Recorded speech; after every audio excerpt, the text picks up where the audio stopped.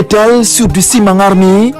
Voici le pont qui relie Kisoso à Anta, avec une longueur de 144 mètres linéaires et 15 mètres de hauteur. Cet ouvrage répond à toutes les exigences d'une infrastructure moderne et durable. Un peu plus loin à Kasoya, un autre ouvrage de franchissement retire l'attention des passants. Ça fait 10 ans que moi je suis là. Nous on était là, il n'y avait même pas de passage, c'était le bois qui était ici. Mais aujourd'hui si on voit ça, on est content. Mais surtout si vous accélérez aussi le travail, parce qu'on a beaucoup payé le transport. Ça nous fatigue un peu. Avec la population, avec les difficultés qu'il y en a, donc il faut faire vite, accélérer encore davantage. On est vraiment fiers de vous et très contents. Cet autre pont de Kasoya a une longueur de 193 mètres linéaires et 7 mètres de hauteur.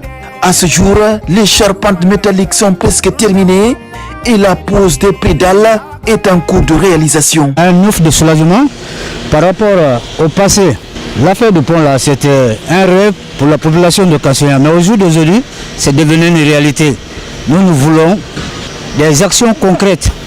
Et ce que je voudrais dire d'abord, c'est de remercier le président de CNRD, son Excellence, le général Mamadi Doumbouya, qui a mis tout le paquet pour que ce pont-là, ça soit une réalité. Ce n'est pas tout. Toutes les deux infrastructures disposent des passages piétons. Après plusieurs années de calvaire, les habitants de cette partie de Conakry vont bientôt se frotter les mains avec la fin prochaine des travaux. Ça nous donne des avantages de ne plus maintenant aller de Kasoya à Bentroaya. On ne peut plus maintenant prendre le taxi de 36 à Bentroaya. C'est une raccourci pour nous.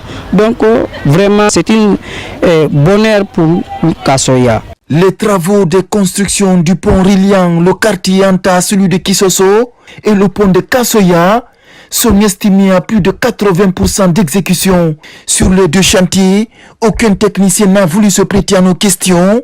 En attendant, les travaux évoluent à grands pas pour le bien des usagers des zones concernées par ces gigantesques projets.